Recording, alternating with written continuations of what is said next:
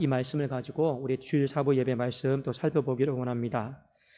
자, 예수님께서 베데스다 연못에 이제 이르르셨고 거기서 38년 된 병자와 이제 대화를 하시는 이제 장면입니다. 요한복음 5장 5절 6절에 보니까 그 대화의 핵심의 내용이 담겨 있는데 거기 38해 된 병자가 있더라.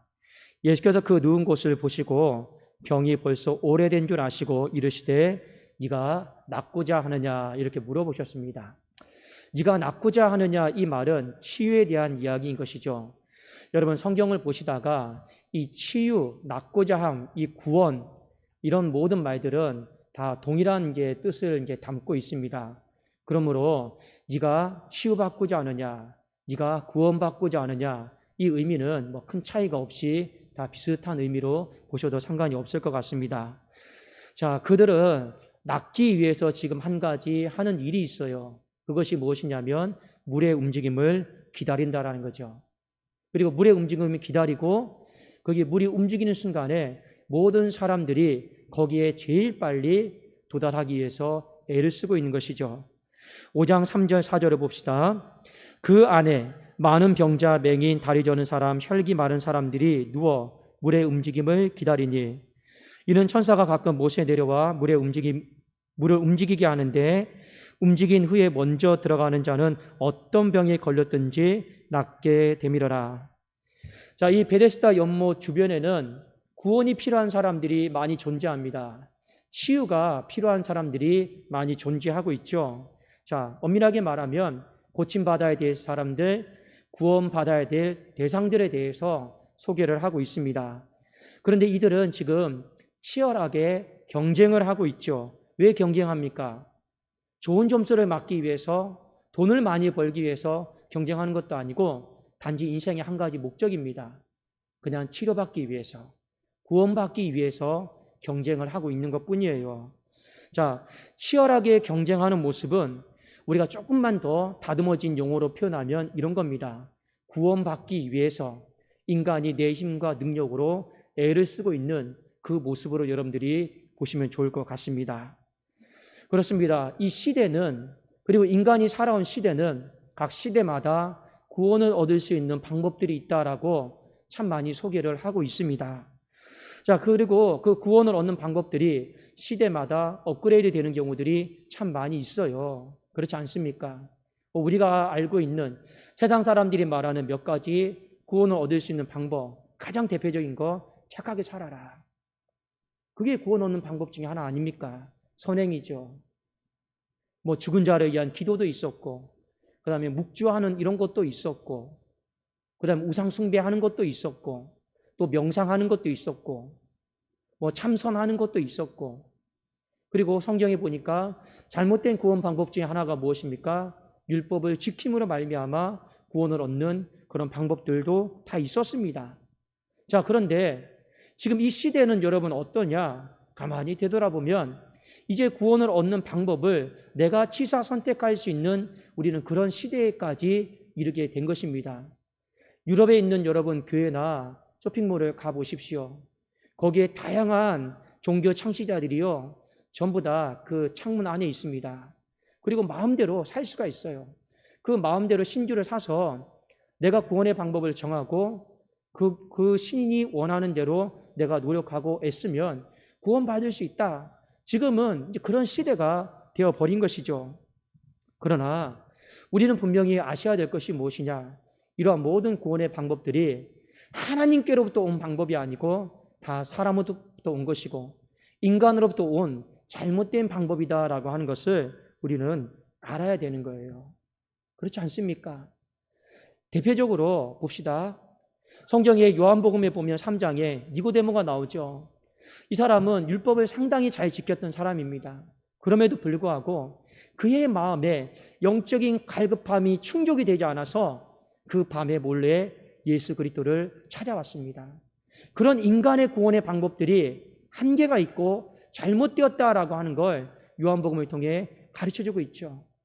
우리 요한복음 4장에 보면 사마리아 여인이 나와요. 이 여인은 세상을 사랑함으로 말미암아 나름대로 구원을 얻는 방법을 또 선택을 했습니다. 그러나 남편이 5이 있든 6이 있든 그것이 자기의 인생에 참된 만족과 안식과 행복을 가져다 줄 수 없어서 그래도 그는 또 갈급합니다. 목마릅니다라고 주님 앞에 이실직고하고 토로하는 장면들이 나옵니다. 그러한 모든 것들이 이 요한복음을 통해서 보여주는 것이 어떤 뜻일까요? 사람으로부터 온 구원의 방법들, 그것이 불완전하다라는 거예요. 그것이 한계가 있고 참된 구원의 방법이 아니다라고 하는 것을 우리에게 가르쳐주고 있는 거예요. 더군다나 오늘 요한복음 5장에 보면 이 베데스다 연못에서 물이 움직임을 기다리면서 거기 물이 움직일 때 모든 사람들이 달려가잖아요. 그리고 이 구원의 방법 역시 사람의 방법이요, 하나님께로부터 온 방법이 아니고 이런 구원의 방법들도 다 헛되다라고 하는 것을 성경은 우리에게 일깨워주고 있는 것입니다. 여러분, 오늘 말씀을 통해 여러분 특별히 주목해서 봐야 될 것이 있어요. 우리 성경 한번 볼까요? 요한복음 5장 3절 4절을 봅시다. 자, 거기 3절 4절에 보면 중간에 그냥 가로로 이렇게 돼 있죠. 물의 움직임을 기다리니 이는 천사가 가끔 못에 내려와 물을 움직이게 하는데 움직인 후에 먼저 들어가는 자는 어떤 병에 걸렸든지 낫게 되밀어라. 여러분, 가로 열려 있고 가로 닫혀 있는 거 보이시죠? 자, 여기서 여러분들에게 성경의 어떤 사분학에 대해서 말씀드리고 싶은 게 아니라 여러분들 이 의미를 보시면서 지금 가로로 열려 있고 가로로 닫혀 있는 이 구절의 의미를 여러분 잘 생각해 보십시오. 결국에 물이 움직이고 움직인 후에 제일 먼저 도달하는 사람, 어떤 병에 걸렸든지 다 낫더라.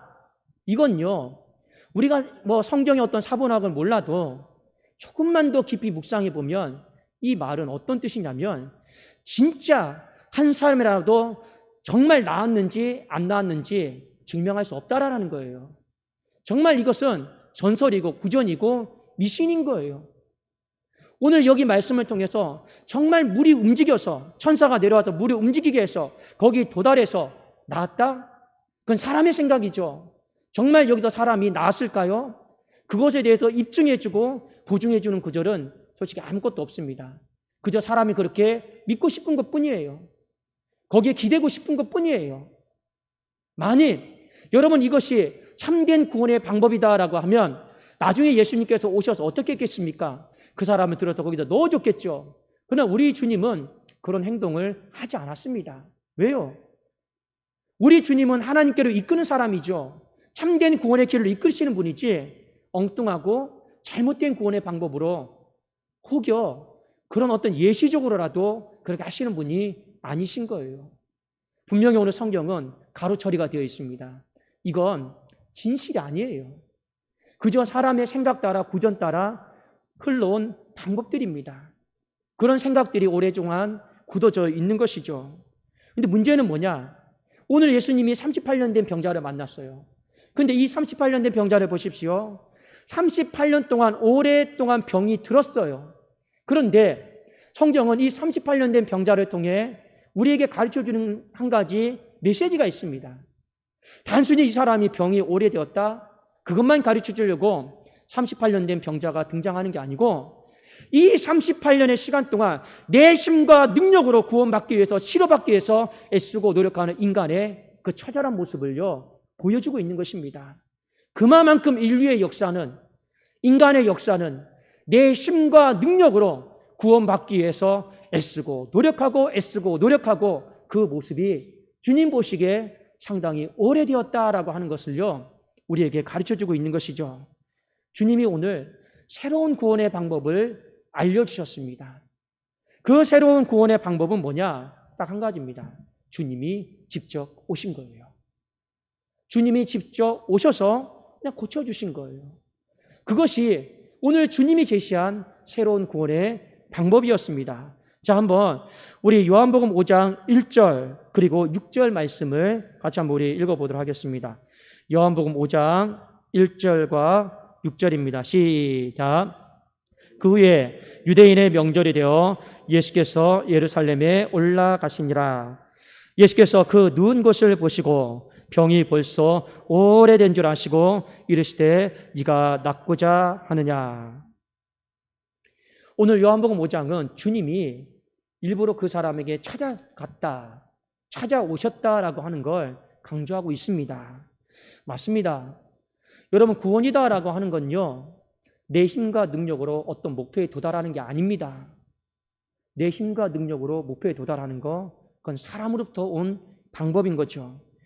구원이다라고 하는 건 뭐냐? 하나님이 우리에게 찾아오셔서 고쳐주시는 거예요. 하나님이 우리에게 찾아오셔서 건져주시는 거예요. 그게 구원입니다. 여러분, 타 종교와 기독교의 결정적인 차이가 무엇인지 아십니까? 뭐 신이 다를까요? 아닙니다. 타 종교와 기독교의 가장 결정적인 차이가 한 가지가 있어요. 이게 뭐냐면 기독교는요, 하나님이 신이 인간을 찾아온 종교이고 나머지는 전부 인간이 신을 향해 찾아가는 종교예요. 다 들여다보세요. 전부 인간이요, 어떠한 형태로든지 신을 찾아가는 종교가 타 종교고, 이 성경은, 기독교는 그걸 부정하고 하나님이 인간을 찾아오셨습니다. 그걸 우리에게 가르쳐주는 종교인 것이죠. 그래서 요한복음은 이 부분을 상당히 많이 할애하고 강조하고 있습니다. 자, 우리 암송하는 구절 있죠? 한번 해볼까요? 요한복음 3장 16절입니다. 다 암송하셨죠? 자, 한번 우리 해봅시다. 시작. 하나님이 세상을 이처럼 사랑하사 독생자를 주셨으니 이는 저를 믿는 자마다 멸망하지 않고 영생을 얻게 하려 하심이라. 요한복음의 주된 논점이 있어요. 하나님이 세상을 사랑하사, 얼마만큼 사랑합니까? 이처럼 사랑하사, 그리고 독생자를 보내주셨다라는 거예요. 독생자를 보내주셨다라는 건 곧 하나님 자신이 이 땅에 오셨다라는 거예요. 그분이 삼위일체 하나님이시기 때문에 그렇습니다. 성경은 이 부분을 강조하고 있어요. 하나님이 인간을 먼저 사랑했다라는 거, 우리가 사랑받기 위해서 노력할 필요가 없었다라는 거, 그분이 세상을 이처럼 먼저 사랑하셨고, 그리고 우리를 만나기 위해서 그분이 그 아들 독생자를 보내주셨다라는 거, 우리가 그분을 만나기 위해서 애쓰고 노력하는 그런 노력이 필요하지 않다 하는 것을 성경은 우리에게 가르쳐주고 있는 것이에요. 여러분, 그러므로 우리 성경에서 구원을 받기 위해서, 치료를 받기 위해서 우리는 경쟁할 필요가 있을까요? 없을까요? 없어요. 우리는 물의 움직임을 기다릴 필요가 없어요. 경쟁할 필요가 없어요. 그리고 저 사람이 구원받고 내가 구원 못 받고 이런 것 때문에 우리가 염려할 필요도 없습니다. 중요한 건 무엇입니까? 주님이 우리에게 찾아오셨다라는 사실이고, 그리고 우리에게 손을 내밀었다라는 것이고, 단지 우리가 그 내민 손을 받아들이고 인정하느냐, 거기에 우리의 인생의 구원의 문제가 달린 것이지, 여기에는 경쟁, 어떤 인간의 힘, 노력, 이런 모든 것이 틈탈 여지는 없다라는 거예요. 그런데 오늘 이 베데스다 연못은 정반대의 일이잖아요. 경쟁해야 되고, 내가 조금 더 빨리 움직여야 되고, 노력해야 되고, 내가 먼저 도달해야 되고, 그 인간의 구원 방식이고 하나님의 구원 방식과는 완전히 다르다라고 하는 것을 우리에게 가르쳐주고 있습니다. 여러분, 오늘 말씀을 통해서 우리가 좀 두 가지를 좀 정리해서 좀 살펴보기를 원합니다. 첫 번째는 바로, 여러분, 정말 여러분의 인생 가운데 구원받고자 하십니까? 이 질문에 대한 대답이에요. 자, 우리 시대에 맞게, 우리의 상황에 맞게 말씀을 잘 적용해 봅시다. 이미 주님이 우리에게 찾아오셨어요.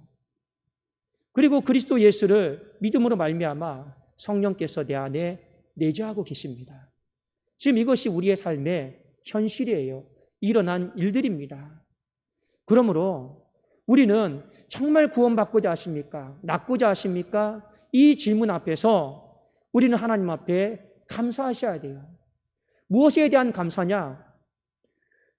여러분, 사람이 이 땅을 살아가면서 경쟁하면서 살아가야 된다는 게 얼마나 스트레스입니까? 그렇지 않습니까?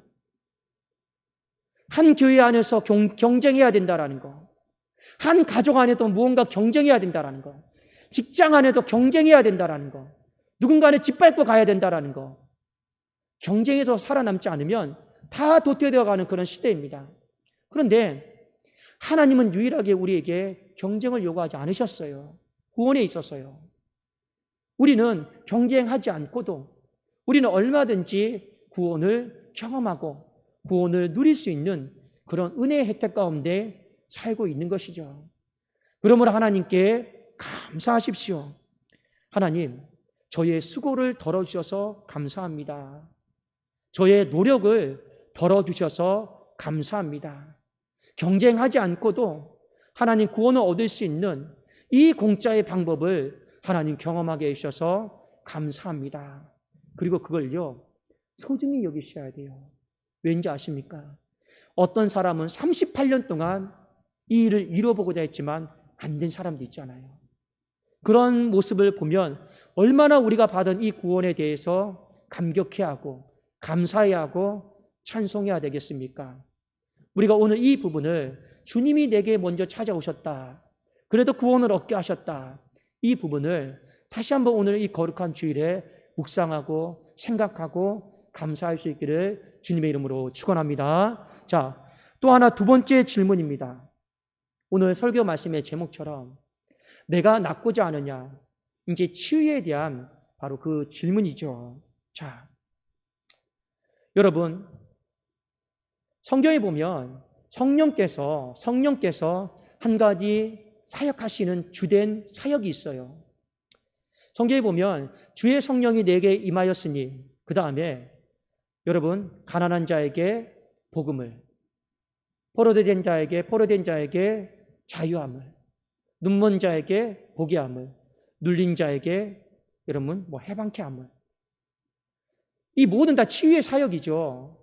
이 치유의 사역이 일어나게 되는 근본적인 원인과 그 동력이 무엇이냐면 주의 성령이 내게 임하였다라는 거예요. 그것입니다. 자, 우리가 예수 그리스도를 믿음으로 말미암아 우리는 내 안에 성령께서 내주하고 계십니다. 성령이 내주하고 계셔요. 자, 중요한 건 내주하면 뭐합니까? 그걸요, 누리셔야죠. 자, 구원을 받는 문제와 그 구원을 누리는 건 좀 별개의 문제입니다. 우리가 구원을 받기 위해서는 경쟁할 필요가 없어요. 그러나 이미 여러분 안에 주신 그 성령은요, 누리려면 경쟁을 해야 됩니다. 어떤 경쟁이냐? 내가 성령 충만함을 받기 위해서 날마다 애쓰고 또 날마다 노력하고 날마다 여러분 시간과 정성과 모든 것을 할애해서 여기에 집중하셔야 돼요. 이건 구원을 얻기 위한 방법이 아니에요. 이미 우리에게 주신 그 구원을 누리고자 하는 그 몸부림이에요. 여러분, 요한복음에 보면 두 가지 셈이 나옵니다. 하나는 이 사마리아 여인이 그 우물가에서 이 목마름을 이야기하는 그 셈이 나와요. 그때 하나님께서 이 사마리아 여인에게 뭐라고 말씀하셨습니까? 더 이상 물을 기르러 오지 않아도 될 셈이 있다 하였습니다. 그 셈이 어떤 셈인가요? 바로 내 안에 계신 성령의 셈이었어요. 그것이 사마리아 여인과의 대화의 결론이었습니다. 그 성령의 셈이 네 안에 있기 때문에 너는 더 이상 물 기르러 올 필요가 없다라는 거예요. 그게 4장의 내용 결론 아니겠습니까? 그런데 5장에 또 하나의 셈이 나옵니다. 그 셈은 무엇입니까? 베데스다 연못입니다. 그런데 많은 사람들이요, 이 가짜 연못에, 가짜 셈에 내 인생에 경쟁하고 시간과 노력, 헛된 것에 다 쏟아붓고 있다라는 거예요. 하나님이 이 요한복음 전체를 통해서 우리에게 가르치는 메시지가 무엇입니까? 진짜 우리가 경쟁하듯이 내 시간과 노력을 쏟아부어야 되는 그 셈은 이 베데스다 연못이 아니고 어떤 셈입니까? 바로 이미 내 안에 주어진 성령의 셈이다라는 것이죠. 그 속에서는 시간과 노력과 정성과 마음과 뜻과 정성을 다해서 경쟁하듯이 다 쏟아 부으셔야 됩니다. 그래야지만이 우리는 이 성령의 능력이 얼마나 위대하고 얼마나 어마어마하다라는 것을 날마다 경험하게 되는 것이죠. 제가 아까도 말씀드렸잖아요. 제가 어릴 때 이 성경을 배우다가 이 성령의 사역에 대해서 다 못 외우잖아요. 그 목사님이 그러더라고요. 가포 눈물만 외우래요. 가포 눈물. 가난한 자에게 복음을, 포로된 자에게 노임을, 눈먼 자에게 보게 함을, 눌린 자에게 해방됨을. 맞습니다. 그것이 성령의 여러분 주된 사역 중에 하나예요. 전부 다 치유와 관련되어 있는 사역 아니겠습니까? 여러분의 인생 가운데 육체가 낫기를 원하고, 마음이 회복되기를 원하고, 영이 회복되기를 원합니까? 이미 여러분 안에 그 치유의 근원이 있음을 믿음으로 바라보고, 주님, 구원으로 말미암아 내게 치유의 근원이신 이 성령도 내게 허락하여 주셨는데 그 성령의 능력을 하나님 제가 경험하게 하여 주시옵소서. 저도요, 몸이 아픈 데가 있어요. 병원에 가면 모르겠대요. 그럼 어떻게 합니까? 모르는 건, 병원도 포기한 건 하나님 앞에 기대고 의지할 수밖에 없죠. 그리고 오늘 말씀을 준비하면서 병원도 모르겠다라고 하는 그 아픈 거, 성령님, 이미 내 안에 계신 그 성령님 하나님 치유해 주시고 고쳐주시기를 원합니다. 그 마음으로 설교하고 선포하고 증거하고 있습니다. 왜요? 그 성령의 샘은 영원히 주님 오시는 날까지 내 안에 존재하는 참된 샘이기 때문에 그렇습니다. 베데스다 연못처럼 가로로 이루어진 그런 샘이 아니에요. 확실히 나았는지 안 나았는지, 입증이 되는지 안 되는지 따져볼 수 있는 그런 샘이 아니잖아요. 이 샘은 살아있는 샘이고 계속 여러분 내 안에 활활 솟아오르는 샘 아니겠습니까? 그걸 우리는 누리셔야죠. 그렇지 않겠습니까? 그런데 시간이 지나면 지날수록 누리지 않아요.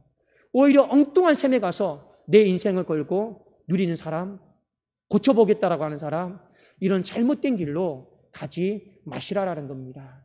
여러분, 오늘 말씀을 통해서 다시 한번 구원이다라는 것이 무엇일까? 주님이 내게 찾아오셨다라는 것, 나를 너무나도 사랑하셔서 하나님이 독생자 예수 그리스도를 보내주셨다라는 것, 그걸 여러분들이 감사하십시오. 구원은 다른 거 아닙니다. 하나님이 보내주신 거예요. 그리고 그 보내주신 주님 만나는 거예요. 내가 먼저 만나는 것도 아니에요. 그분이 나에게 먼저 만나자라고 요청해 주시는 거고, 우리는 그 요청에 반응하면 되는 것이죠. 그리고 오늘 한 가지 더 말씀, 누리시라라는 거예요. 엉뚱한 베데스다 못에 가서 내 인생과 시간과 물질 다 쏟아붓고 거기에 여러분 경쟁하지 마시고 정말 내 안에 계신 인격적인 성령님과 동행하고 교제하고 성령 충만하고 또 성령 충만하고 또 성령 충만하면서 그 성령께서 베풀어 주신 그 치유의 사역을 여러분들이 마음껏 이 시대에도 경험할 수 있기를 예수 그리스도의 이름으로 축원합니다. 기도하겠습니다.